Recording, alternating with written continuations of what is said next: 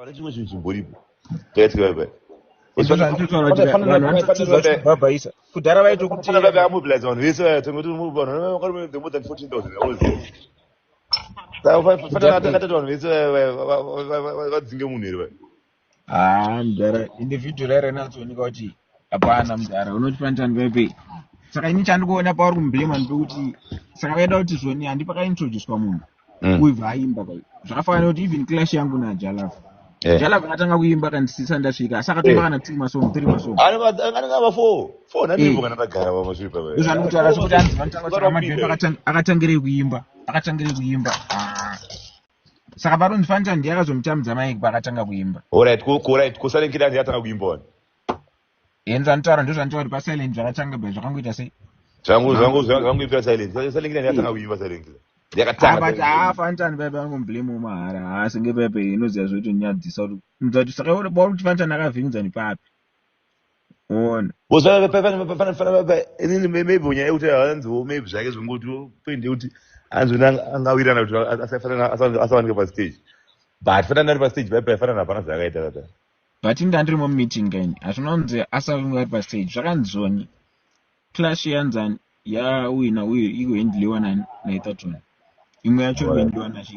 nagodfather ona but awa rapa anafanitani ka ndo maresident kana ona ana godfather nanauyu vachangoita mauyi avo vachita sei saka manje zvaanga resident ka pana pekuti panoti kana pakuya munhu pane munhu specific kuti akauya panodzika pasi ogara pasi kana nini chaikoda kuti ndingadonedza neni ndidzikise kudhanzi dhanzi rezimudhanzo ounza tiburuka pastage chero uri monya rinenge ubhotanzi ridhimu rangu rakatangirwa kuti rakaridzirwe nsipo but obvious andabhanza ndakaona akadzika pasi bva vachikonfirma kuti vakomana varedi vapoposition because isusu alright chaasikatozive nje kuti hapana munhu ari part of the show anofarira kuti tiise ridhimu randunge achasita asvika because zvinokosta isusu varidzi veshow because kunogona kuitika violence saka tomboda kuti chaida kuti utenge watosvika ona kwete kuti tototanga kuda kushandisa advantage kuti toda kuti anonoke because kunonoka kunopwanyisa zvinhu zvinodaro saka vanhu varidzi veprogramu vambofa vakati ngatite kuti asakwire pastage but haafanitani paipe asinge dhanzi raraya takatombotaura sekuseka ingoti haimi chero mukaita sei munozvimbonzi ndimo ndamashota ndiko zvangu ndamudasiva ndamekashota hangu handiko but maclash aya mudhara hapana azvimbofa zvakapera zvaizvi nango vakanoshedza kuti ijajwe namaicharamba hapana azvimbochinje ndo zvaiva kuti munadyiwa is something to say unoziva here kuti mbida d akatwa same thing last year but kona ngale zvanzvifekwa yani zvine zvakurwadza mbida d yakapapeswa last time uziva here ndo zvakaitikani same zvakuita mana kona ngale mbida d yakapapaiswa last time akatanga kuverengerwa kapai akaverengerwa kapapaiswa last time akazomwe kapapaiswa last time kona ngale mbawina same this year kona ngala ndizvaita because paipe mbida akazouya vanhu vatione badness ndo zvakaita kona ngala akazokwira vanhu vane badness ndaiona zvangu ndiri kwamutoko ndaiona zvangu ndine ngweredza kwamutoko ndichiona zvangu ndiri pachivhitivhiti foni pangu chandoziva mudhara ncho tiri panze paipeka unenge uchitoona live kuti chichikuitika manda kuda kupinda ipapo mba tingatomva takanyeberana unenge uchitoona kuti uyo atopa stage akuimba ninge mutori pafoni senge zvinazoziva kuti uda kupinda udaita sei saka maclash aya chinhu chingonakidza nchokuti mudhara munhu unogona kudyiwa unogona kudyiwa usarikora unogona kudyiwa uri kuimba vanhu vakuchema kuti hanzi munhu adyiwa asina kuimba unogona kudyiwa uri padheni orit wakadyiwa iwe unokubatika wotombokwira hako pastage ini vese zvakachikotaura ndonanga vakomana vakurumidza kuramwa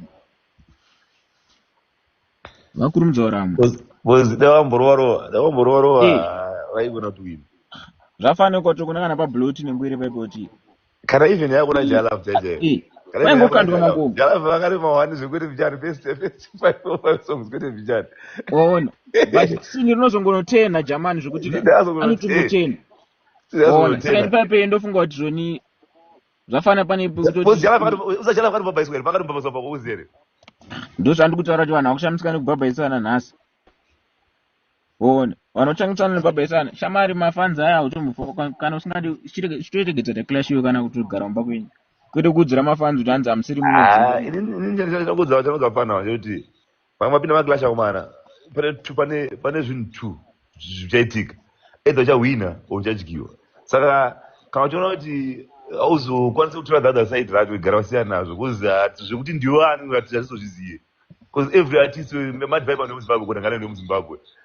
Silent Killer nemuzimbabwe, Bloodlet nemuzimbabwe. Saka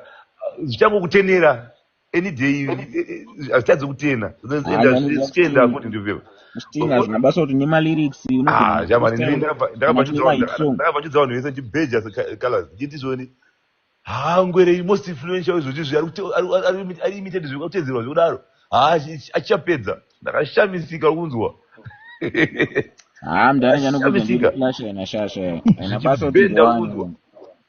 ini ndoona ndakaona zvangu ndiri kuti pane time yakaspenda akamira pana DJ paside pepe yange yakawandisa uri padance. Haupe munhu mukana wadaro aifanira kutopinda kana pamaridhimu ake, but time yakaspenda akamira pana DJ pepe yakawandisa because munhu apinde musongano yechitu wakamutarisa pastage wakamutarisa chete muna chirova chete munhu anogena ground unopinda pane iroro.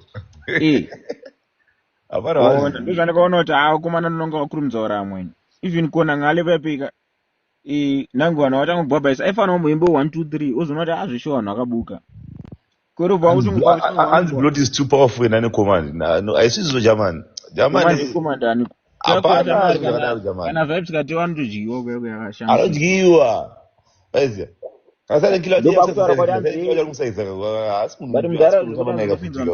unoona kupiwa 500 utanga kupindai posha ya1 ani wazowitnesa kuti aisi takapiwa muhares ndara 500 vanhu alright kana 50 unoona kupekwa matiketi oima 50 ndikakupa 50 izvezvi matiketi unofamba unoshedzani unoti 50 matiketi muindo dance uzowinisa ningirikeni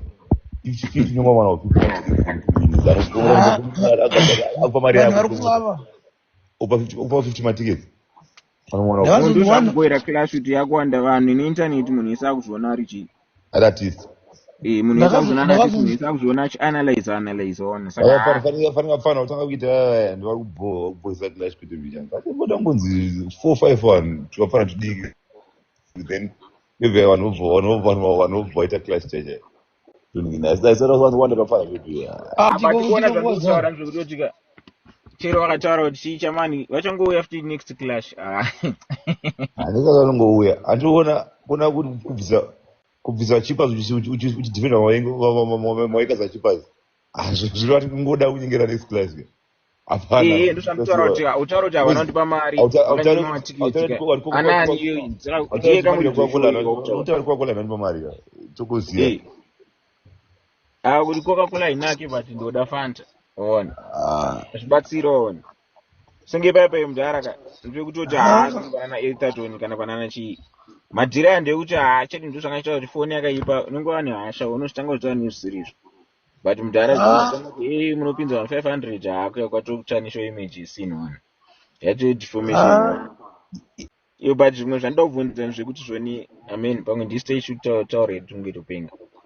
pane security ingabvunze kona ngalitegi kuti kona ngacho matiketi upinde ari ivo variwo maheadlines eshow hazviti ndo pakandanepo aiwa nguva vangu akangokurirwawo zvinowanika magitari kaya unopanduka ndaona ngezvamwe ndaone pamwe chete but otherwise hapana kana artist anopiwa matiketi senge uchitozikana kunzi vanhu vese arikudza kuti ndimi mamain acts ka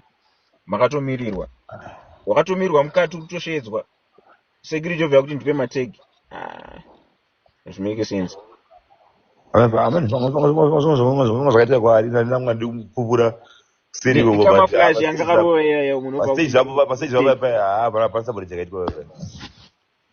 nikama flash ya munhu obva tokumisa kuti petega usikupinda mudhara muzanyebe macup clash natoseka but natoseka mogo anotaura sina musoro hanzi mogo akabhabha isiko but anozviona vantu varamba achiimba bhabha atouraya munhu vanotaura zvinhu vanhu pafacebook. iye mfano yanga pina mfano na Mungu anga ashata madhileksi. Madflex akatoipa hapepe akazongo amoti ndo zvandiri kutaura kuti kuona chidhanziro chinji inonzi wakaona kuti sympathy. Mugo vibes angakaremerwa akazodzoka pahembe havachinji vaive but apa pashata mfano yanga musakadzi Inonzi sympathy. mfano aituka mfano ndume shondo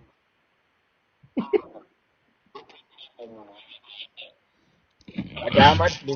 Madflex anototyisa. Madflex anenge achitoda zvongoti apaipa akazongokwarirawo nyaya yekuti chii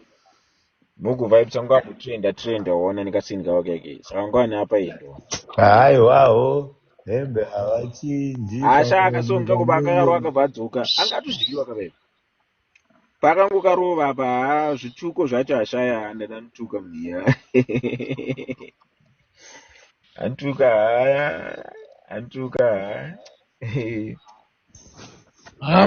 But ndikudze izvi varufunga kupinda maclash nevakapinda maclash ingori ne two sides. Whether wazoiramba pakati wazoibvuma pakati wanza wangopinda paseji vaipai wakudyiwa wawin. ende iri buzz kuti vanhu vacho panhu vanongokubhabhaisa ombwa watira kutaura nawo vanoibhabhaisa chete. haposipona nawangodzimara kulodza buttonesi mudaraka haboisa vanhu vanokarima myango vakagumbuka vanhu yaboisa vanongapinda mudhanzi muyame vana ma7-8 kuona kuti aunzi uyai pastage fanike maclash yakanonoka singaite this time wazvona kalas big time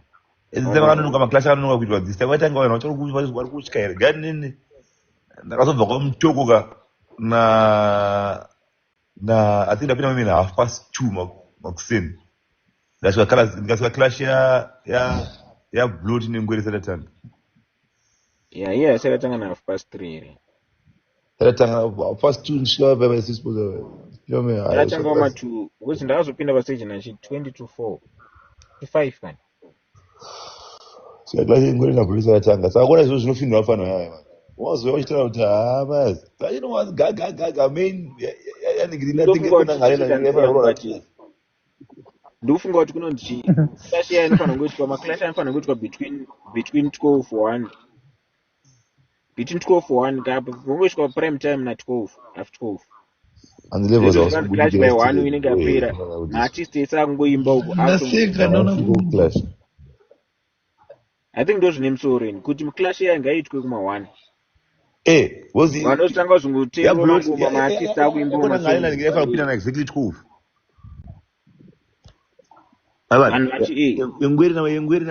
yengweri nanhingi na blot yavavira exactly 1 o'clock ichitanga yotopera vanotanga kunaka because maclash aya ichanengoziva njoita hapana inopfuura 10 minutes ndozvandaitoziva kuti 10 minutes vanairasa 10 minutes maclash aya ndofunga kuti vanofanira kungoiti vanhu vangogara vapedza shungu dzavo because noziva curiosity inouraya vanhu ona tamirira clash aya for a long time yobva yatanga kuzoitwa kuma 4 am zvibuda maclash aya anenge asina power. I think yenyu ndo yega yakapedza kuenzeta power yenyu namukoma Jalavi. but ndwa point yangu vanhu yaya vakapinda clash kuma 1 shamari kunofarwa ndikuudza maclash aya I think pane pari kutadzwa aya ndozvandikuona pane pari kutadzwa but hafa akagoneka zvavo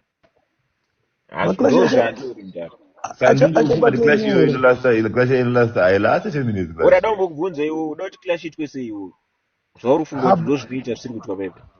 but mukuona clash inofanira kamboita impact yamakaita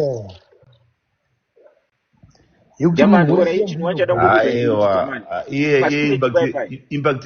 haifakaitira kuzokomana vanga vari papiki stage iyaiya ikashayika Fantan ikashayika DJ Fidel clash meyama inogona kupera makuseni kana kuma12 the next day because paipe pana vanhu vakadhakwa vanenge vachipenga ka vekuti vanotoda vanhu vakaita sana Fantan vanotoitira chigeto iti uzigati mangwana kadiki yakatanga munakabhaiswa ndipe kuno kutrofi munakachipabhaiswa haadi kuenda achipabhaiswa kuti aende anamba achida ngoimba ngwere diki enga kuti ndipe trofi yangu ngonipai trofi yangu ikatanga toramba nemaiki ichiramba kudzika wanzwisisa saka kuona pani paipe Germany ka sisi akazodzingwa last time colors sisi akazodzingwa last time but mama kazvironga izvi ndozvamavaronga vanhu 17,000 ndozvamavaronga vanozvironga nguva iku ona saka ini ndotofunga kuti pani paipe mudhara panotodiwa munhu